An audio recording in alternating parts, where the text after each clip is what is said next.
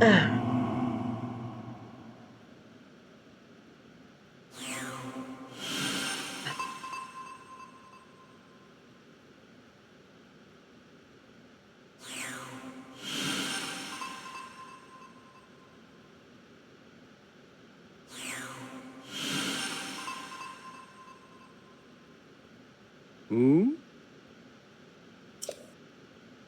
Oh?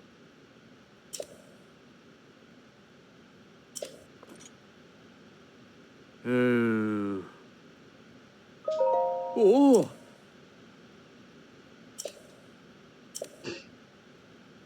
Oh! Oh.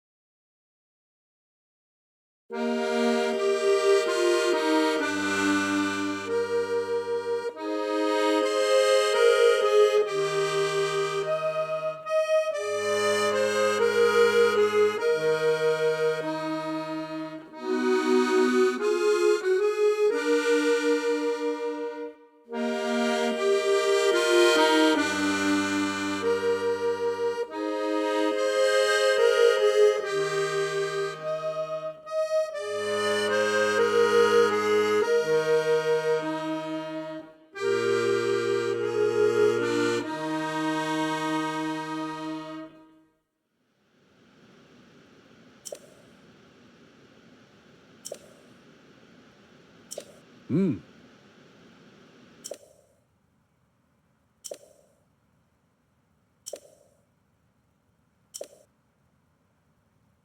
Oh.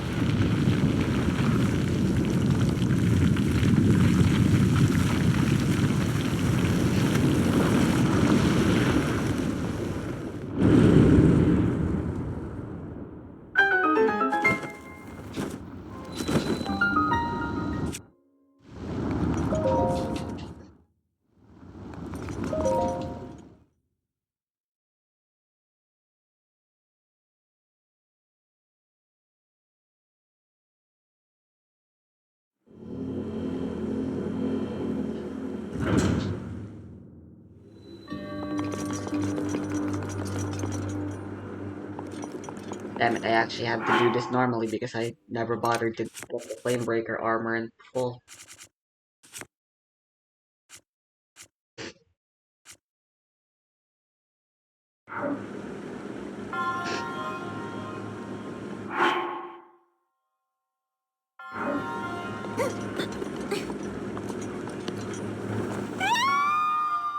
Why are you an idiot?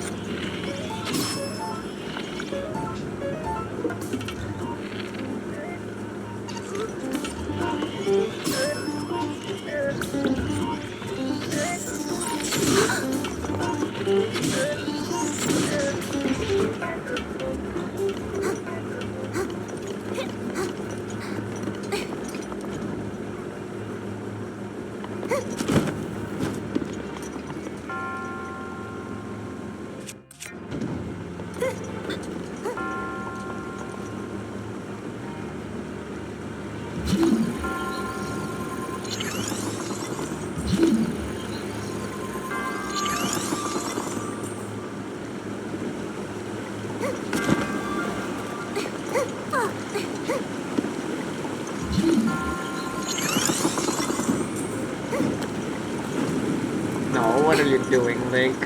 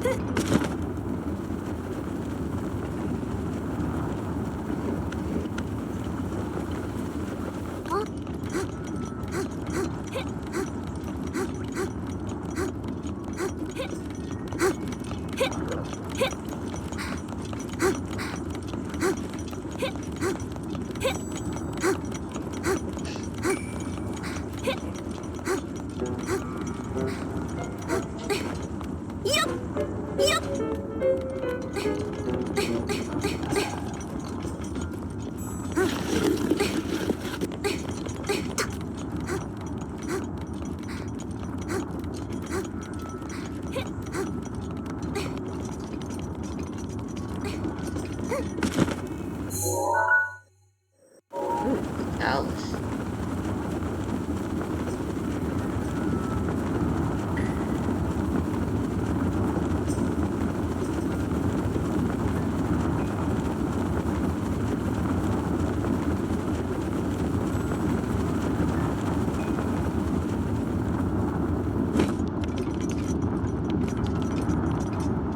This is an oddly placed cannon.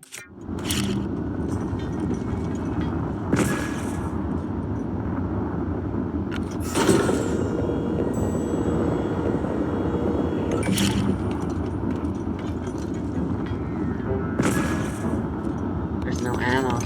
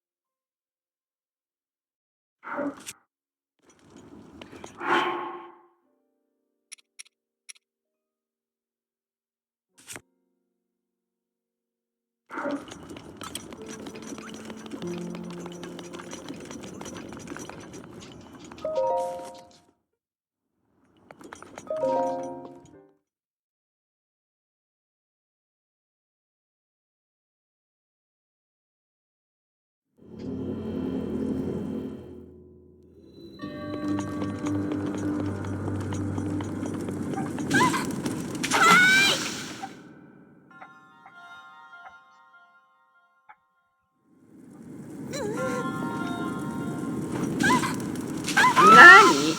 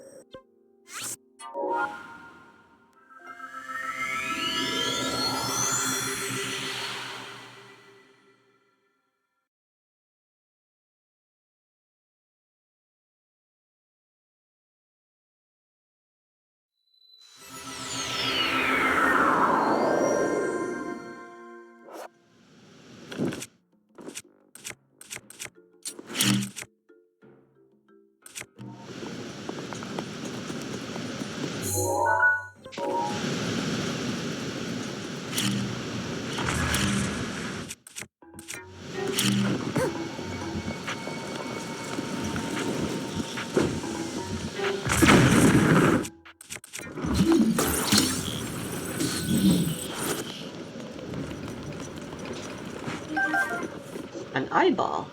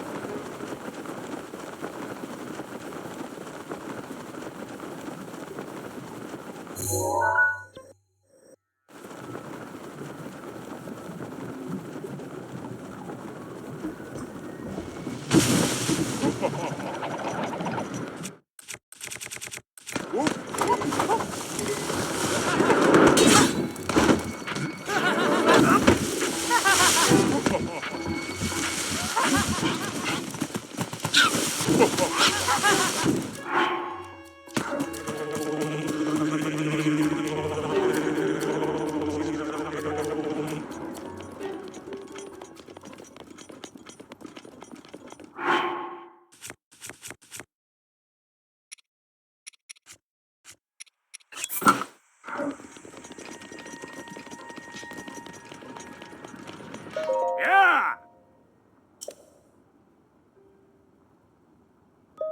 Ah! Mmm.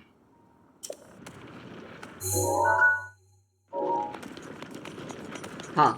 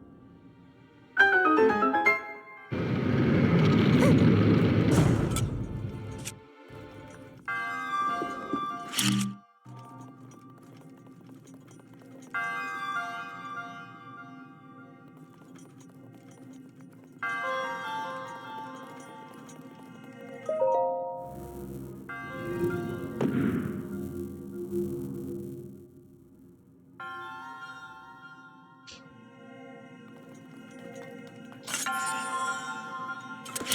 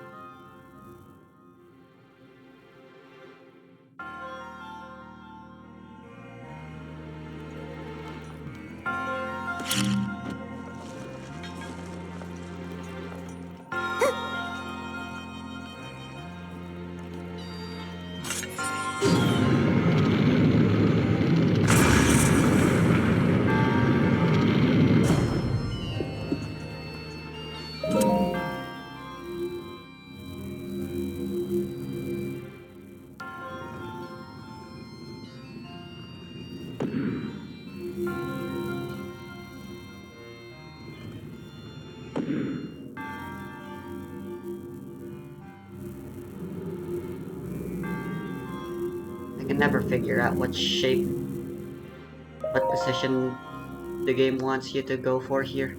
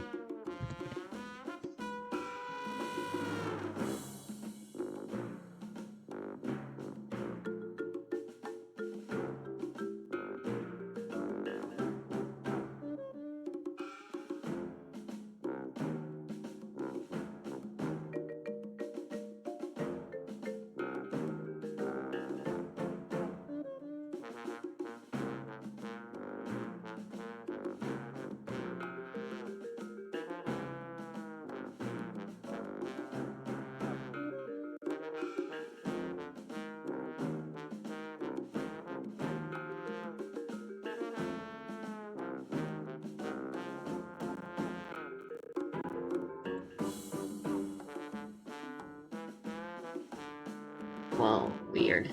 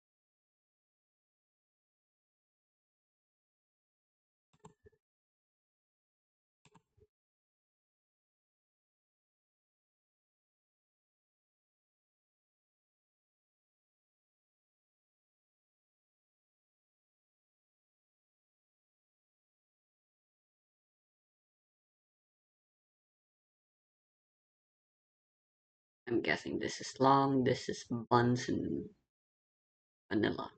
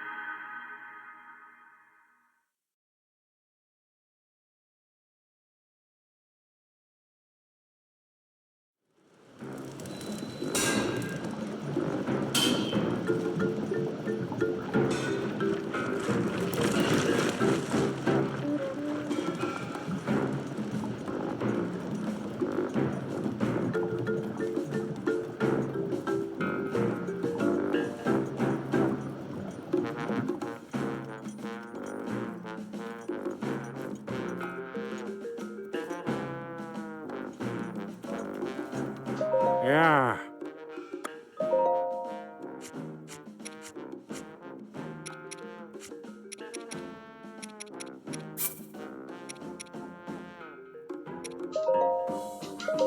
Ooh.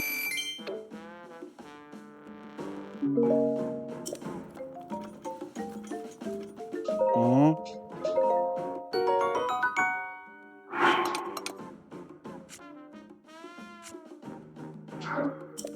Ah.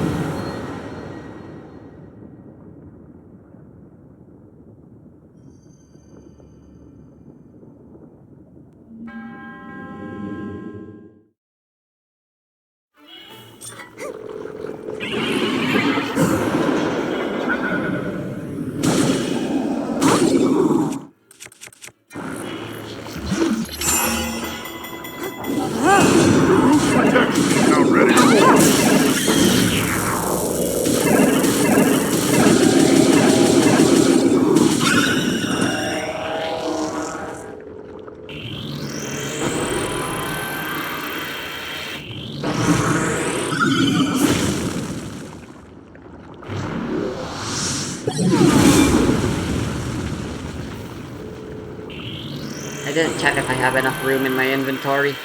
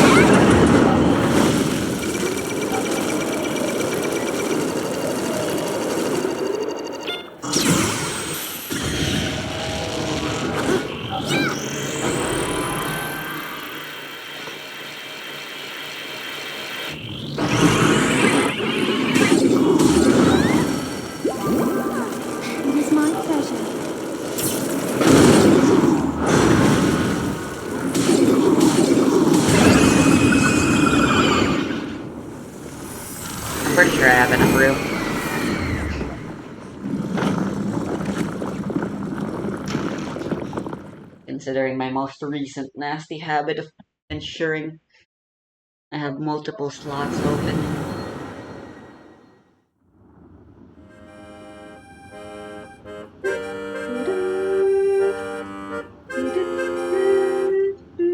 Oh.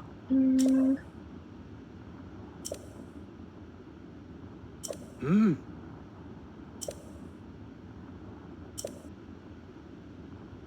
Mm.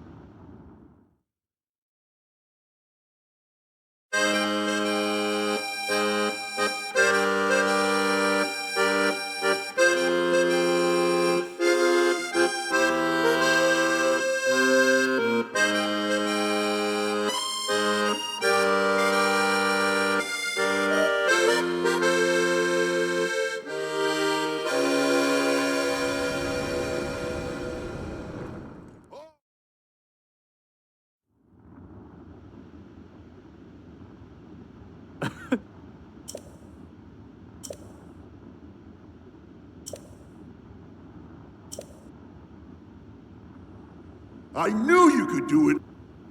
Now you can use Daruk's protection more than ever. If you see that Ganon jerk, give him a message for me. Good riddance, bacon breath.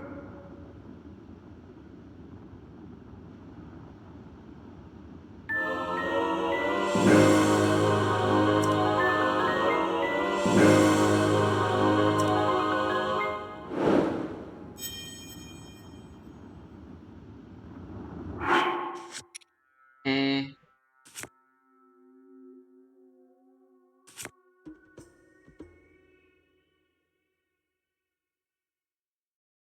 well, that's lame.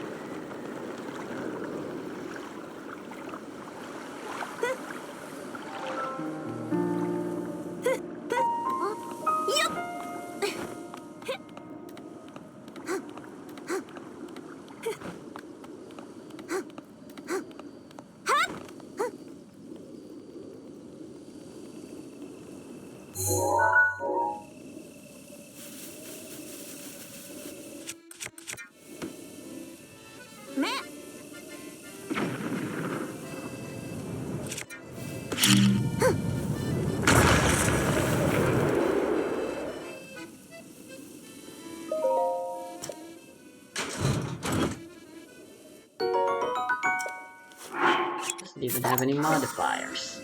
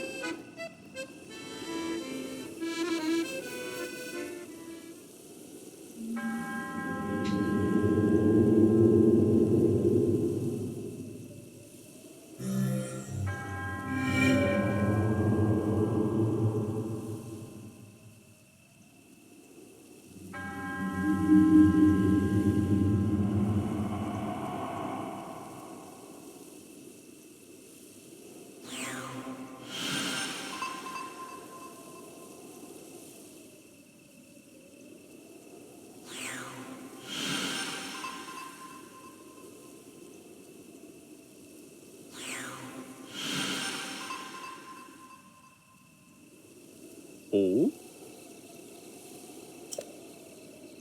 응?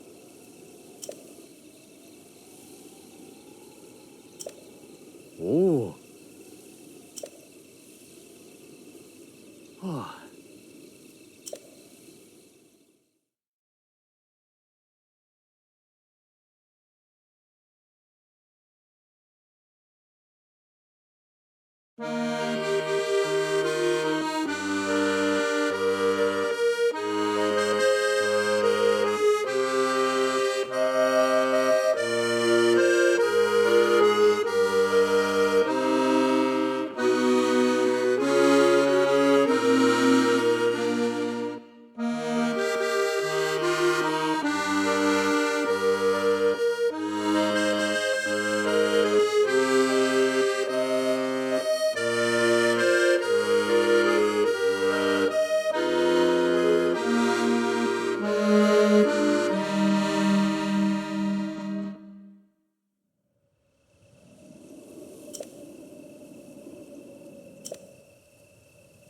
아.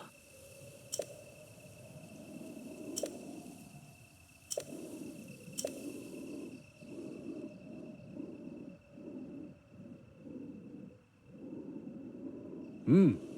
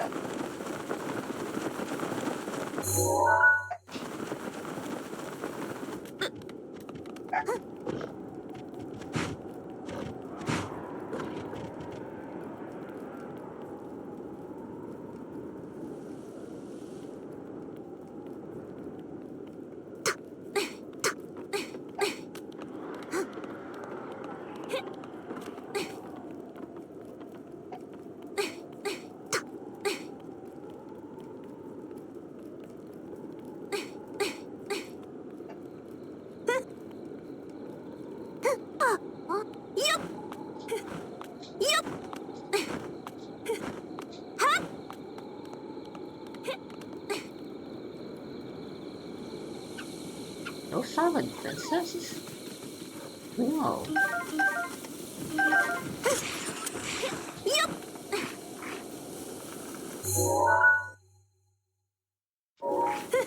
Urbosa's fury is ready.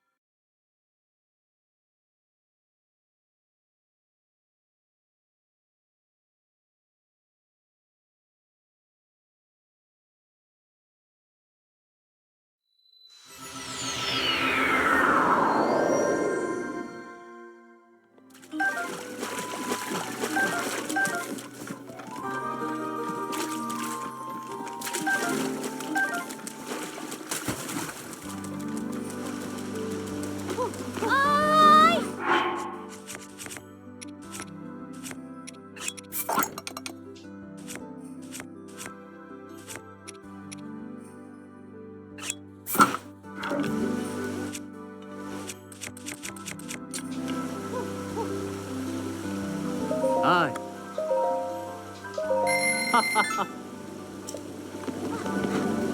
야.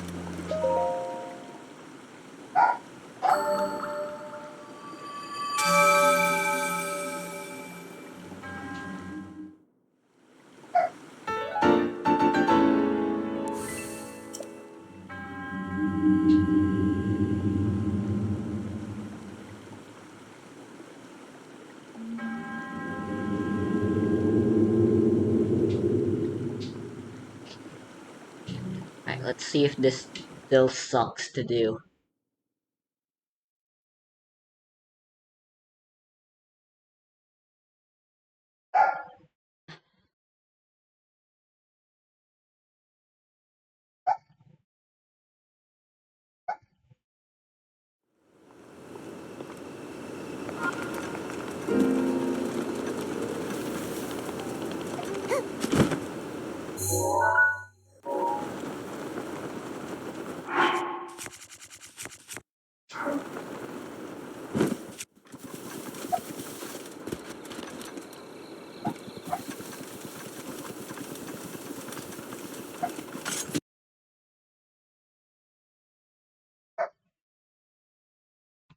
Oh yeah.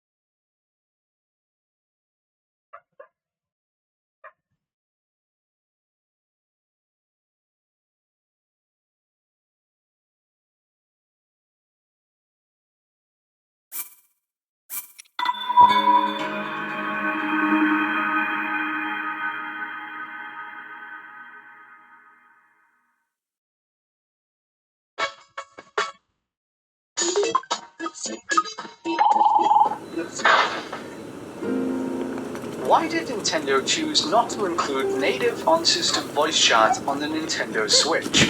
In this video, as I look back on Nintendo's past attempts at in-game communication, I'm going to address that question and shed some light on Nintendo's relationship with voice chat. First, let's cast our minds back to the rollout of Nintendo Switch Online, and the reasons Nintendo ascribed to the approach they took throughout the generation. When the Switch launched back in March 2017, it was capable of online multiplayer from day one, but lacked any kind of voice chat or communication functionality. At the time, Nintendo's online play was entirely free to access, as it had been in previous generations. Launch titles like Super Bomberman R and Fast RMX included online multiplayer, which was available at no additional charge back then.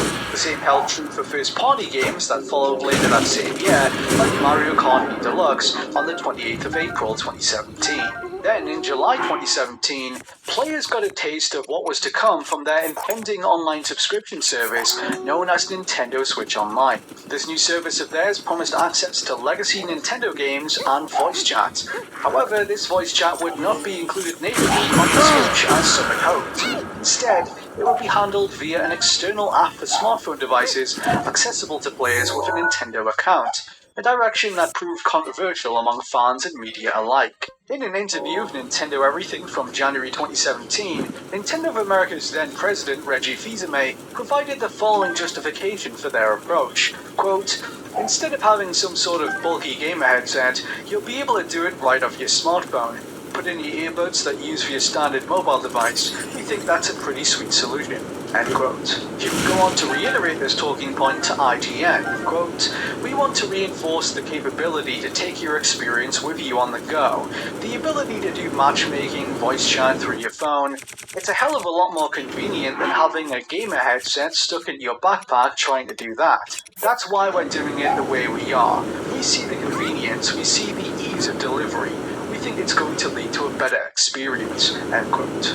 This rationale would garner its share of criticism from members of the press, such as Forbes contributor Paul Tassi, who called Fils-Aimé's statements wildly out of touch, saying, quote, "The idea that you would have to voice chat through Nintendo's app alone on your phone seems nothing short of ridiculous. Obviously, there are a million other ways you could chat to your friends on your phone, like Skype or Discord, which do not cost a monthly subscription fee."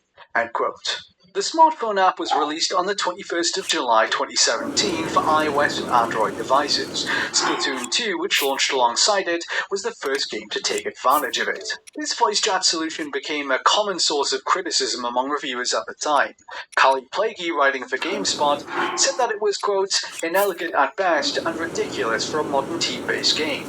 There's no good reason it couldn't have been included in-game." Why doesn't the travel medallion As they work? rolled out the Switch Online app, Nintendo also advertised some Splatoon-branded headphones from Hori. This was a wired headset with a microphone that could be plugged into a Switch-shaped audio splitter, which could then be connected to both a mobile device and Nintendo Switch simultaneously via 2 additional wires. Compatible with games like Splatoon 2, this arrangement allowed players to communicate over voice chat in the Switch Online app on their phone, while also hearing the audio from their Switch.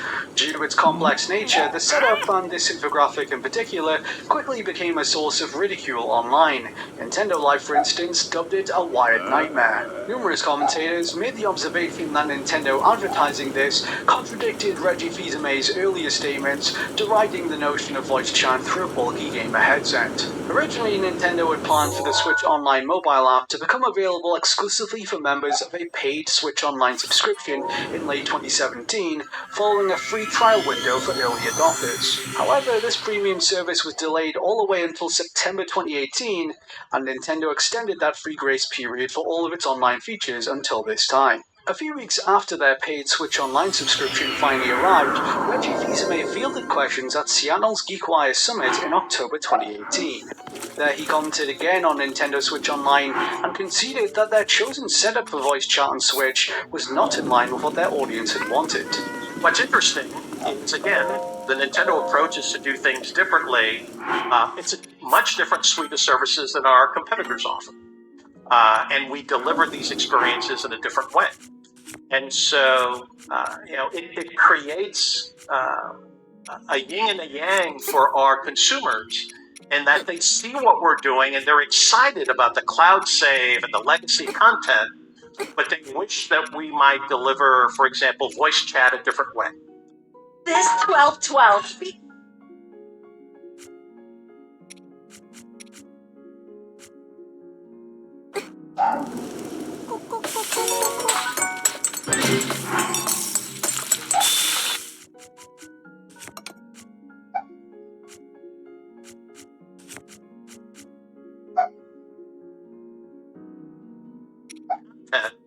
But they wish that we might deliver, for example, voice chat a different way.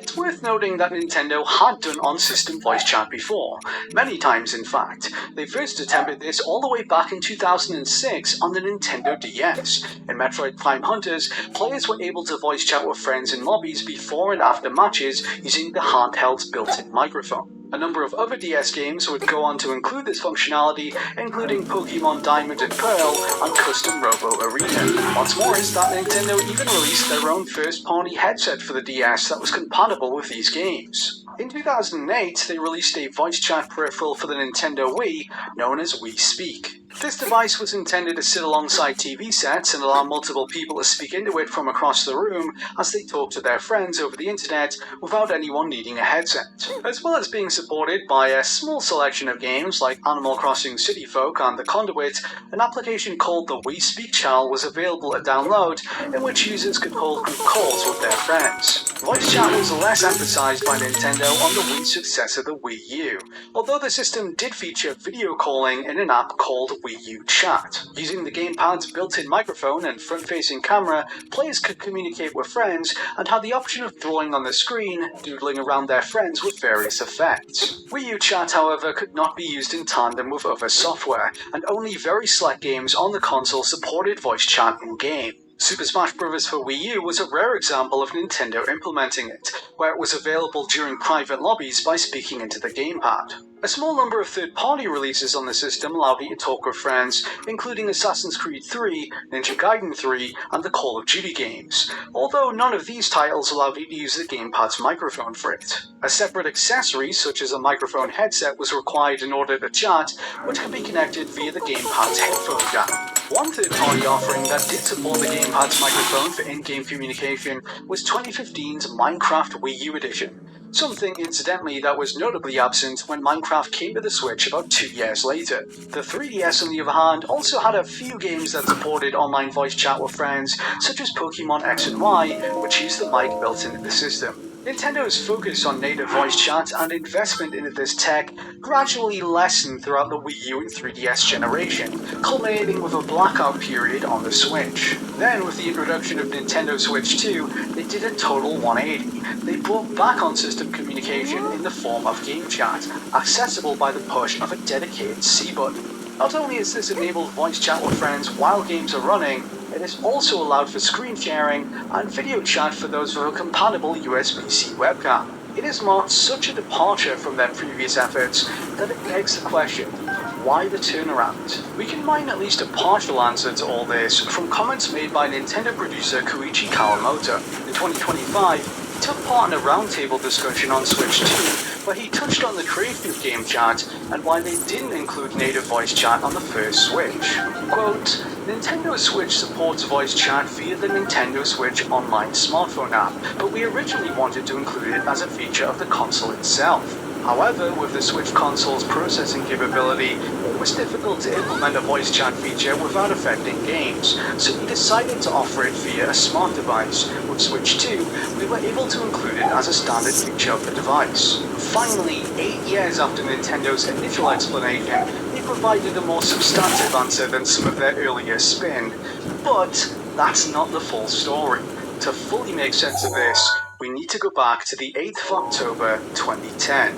On this day, US President Barack Obama signed into law the 21st Century Communications and Video Accessibility Act of 2010, also known as the CVAA. This bill was introduced in order to increase accessibility to modern telecommunications for people with disabilities. It presented a sweeping overhaul of how technology and media companies catered towards people with accessibility needs. This had some big implications for developers of internet voice communication software. Title 1 of the Act reads, requires advanced communication services and products to be accessible by people with disabilities. Essentially, if a company operating within the US market had an internet voice chat service, then they were required by law to make it accessible to people of varying sight, speech, motor, cognitive, and hearing ability. This included, crucially, voice chat on video game consoles. Shortly after the CVAA came into effect, however, the video game industry was temporarily made exempt from it. The Entertainment Software Association, or ESA, a trade union group that represents America's video game publishers, submitted a request to the government body responsible for the Act, the Federal Communications Commission, in March 2012. They asked the FCC to grant the games industry an exemption from the Act for a period of at least 8 years, which would have lasted until the 8th of October 2021.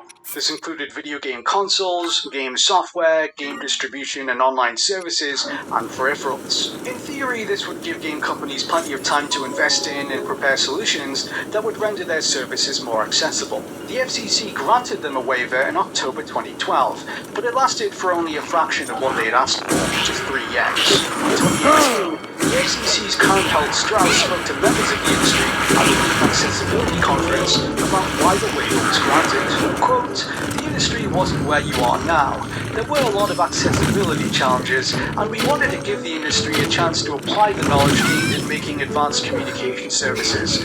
We wanted to give the industry a chance to take that practical information and apply it to gaming. And there is a theory at the Commission that we don't want to impede innovation. patient. So we felt we'll grant waivers and give the industry a chance to work through these various issues through the waiver period. 3 times relevant.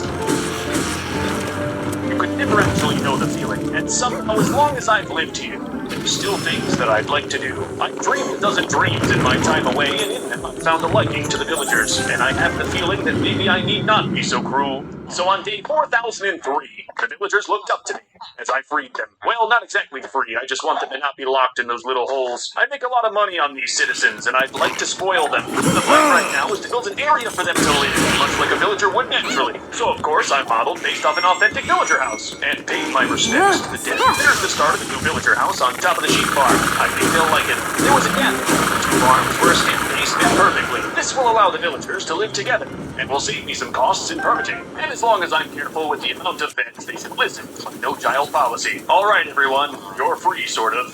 Don't.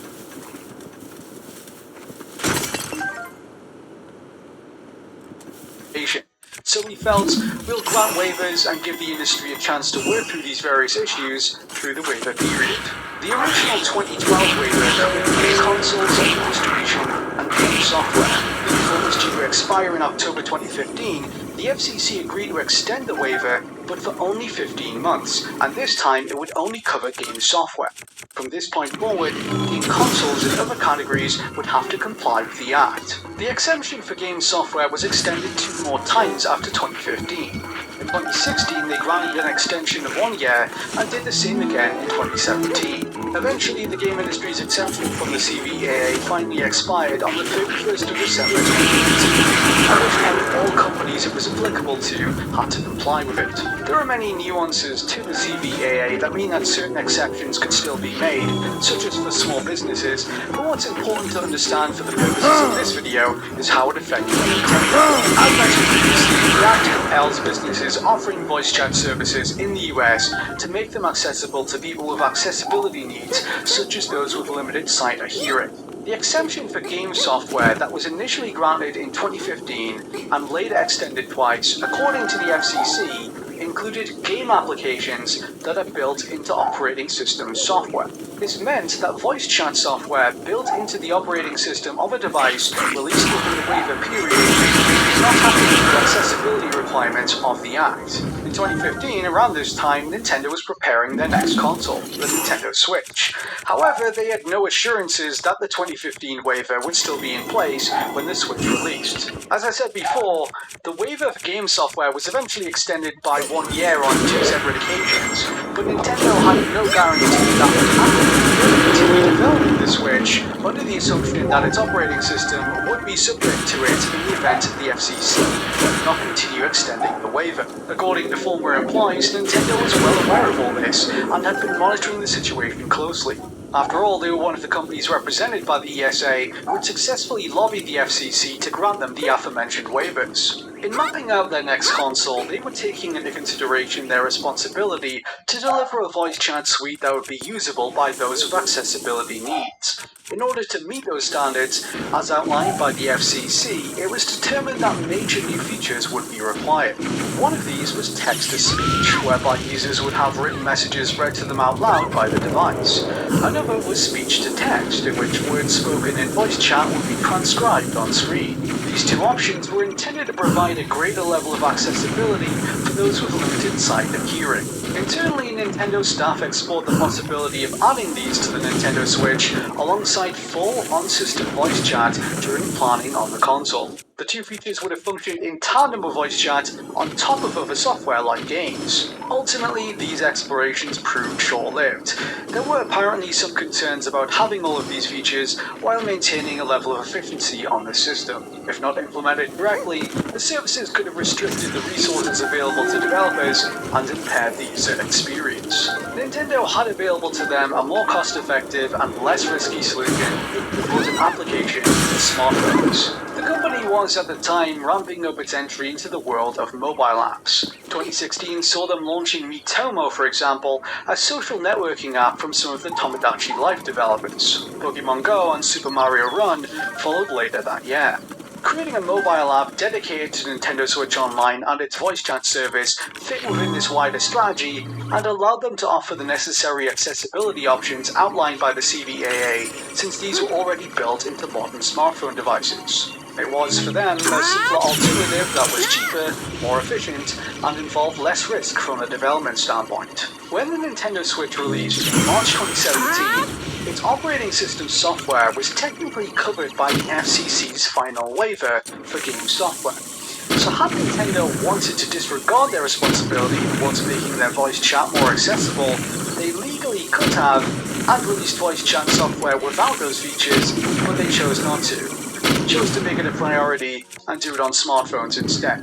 While some audiences weren't happy with this outcome, one party that was pleased with Nintendo's approach was the FCC. In a December 2017 hearing, they cited Splatoon 2 specifically as a positive example of steps being made by the industry to make communication games more accessible. Quote, Nintendo recently released a free mobile application for smartphones that provides near real-time voice chat functionality for people playing its Splatoon 2 game. According to ESA, because this matchmaking feature uses a smart device application for player-to-player communications, it can take advantage of a number of built-in accessibility resources provided natively on these platforms. End quote. Having said all this is not to say that the Nintendo Switch couldn't somehow handle voice chat, or even voice chat with the aforementioned accessibility features. It's not as simple as that, and in fact a third-party company did release an on-system voice chat solution for it. When Fortnite came to the Switch in 2018, it was updated with built-in voice chat that could be used by plugging the microphone of your device into the Switch's headphone jack. It even had cross-platform support, allowing players to communicate with people on other systems as well. This voice chat software was developed by a company called Vivox, and was subsequently licensed to other developers for use in their Switch games. It appeared in titles such as Paladins, Dauntless, and DC Universe Online. In 2025, I spoke to Adam Rosenfield, a software developer who worked at Vivox on their voice chat application for the Switch. According to him, the Switch could handle voice chat alongside games without any issues, and the software he developed used a mere 10% of the console's memory. On top of that, Rosenfield told me that it was more than capable of running it with accessibility features like speech-to-text and/or text-to-speech enabled.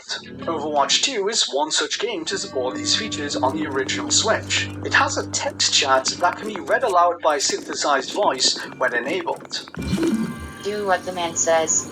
The game purports to offer speech-to-text as well for transcribing voice chat, although I wasn't able to get it to function in the tests I conducted. It's worth noting that Vivox runs inside games on the Switch. It isn't a part of its operating system like a Nintendo-made on-system solution could have been. Had Nintendo taken that approach with Switch, then the amount of resources it would need to devote to the operating system would have been greater, and could have presented some restrictions for developers. Although Nintendo chose a different path for the Switch, they did, as I mentioned before, bring back native voice chat with its successor. The Switch 2 introduced game chat, including the previously discussed accessibility features, speech-to-text, and text-to-speech. During game chat, users can have their written messages read aloud by a synthesized voice, or bring up real-time transcription at any time. This is all built into the Switch 2's OS, and can be used alongside games. A considerable 3GB of the Switch 2's 12GB total of RAM was dedicated to its operating system as of launch, a large increase over the 800MB of memory that was reserved for the OS on the original Switch. A significant amount of the operating system reserve on the Switch 2 is for game chat. According to Digital Foundry, Nintendo even created a testing tool for developers to simulate the strain game chat takes on the Switch 2's hardware while running games. In their Ask the Developers discussion, it was mentioned by senior members of Nintendo that there was a certain amount of disagreement internally over the memory allotment. Quote, when deciding on game chat's features and which of those demands we could meet, we had to be careful, as devoting too much processing power to game chat would affect how much is left over for games. Fortunately or unfortunately, we had a group of fuzzy software developers who were very vocal with us, so we were able to strike a good balance. I think our company has a workplace culture where developers can devote themselves to creating uniquely Nintendo products because they don't hold back when sharing their opinions with us." End quote. All of this might offer us some insight into the decision Nintendo made with the original Switch. One of the sources I spoke to who was involved back then told me that while the resource allocation was their primary concern, they believe there could have been some other issues that played a role. Quote, "Although whilst I'm sure that was one of the reasons, there were probably also other concerns as well, such as child safety and Nintendo's liability, concerns of costs involved in having to host a service for speech-to-text, etc." End quote. Either way, Nintendo evidently came around on that in the end. Game Chat on Switch 2 in many ways represents a culmination of their previous attempts over the generations. It recalls the noise filtering technology of WeSpeak, the video calls of WeChat U, and of course the voice chat they first tested out on the DS. Now with some key options like speech transcription, these features have been rendered more accessible than in the past. Thank you so much for watching. Don't forget to subscribe for more videos just like this one. If you'd like to support my work and allow me to keep making more of these, check me out on Patreon.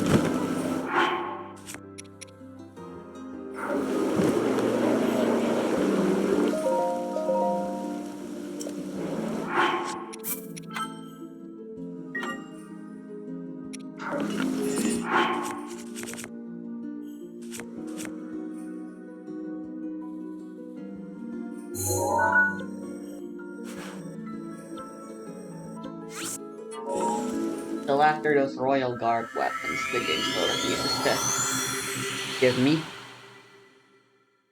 I could probably find a lot of them in Hyrule Castle.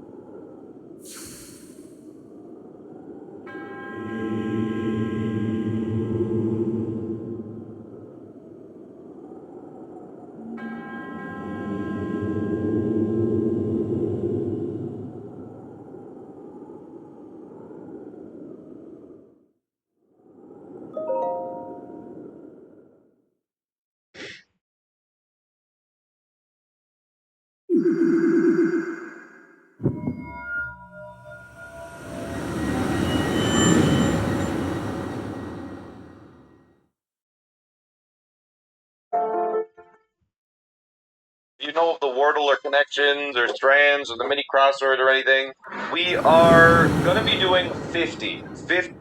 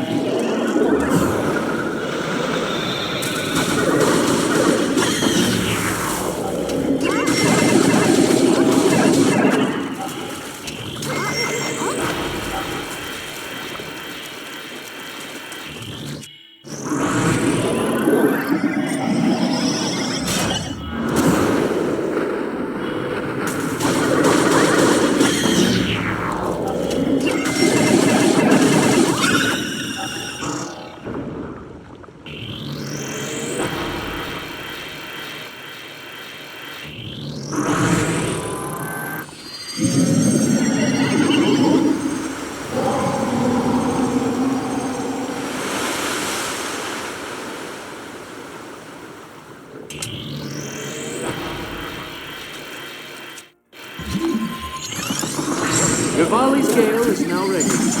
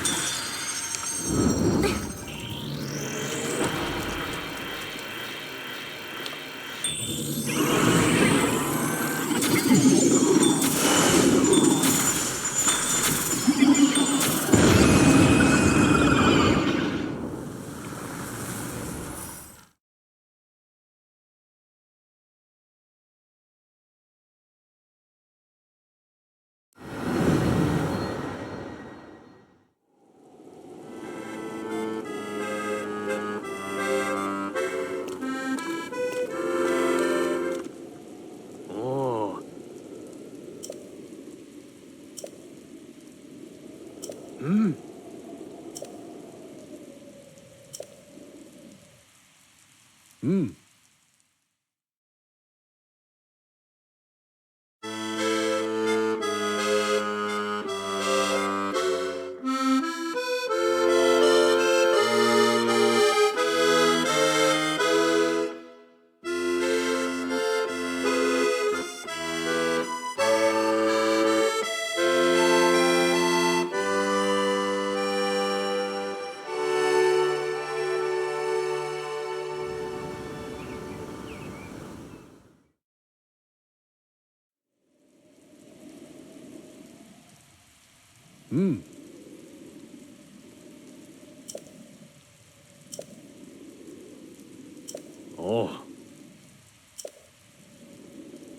You're so strong. So much stronger than before. The power of Mifa's grace will now recharge much faster. As powerful as you are, I am certain you can save Hyrule, as well as the princess who awaits you.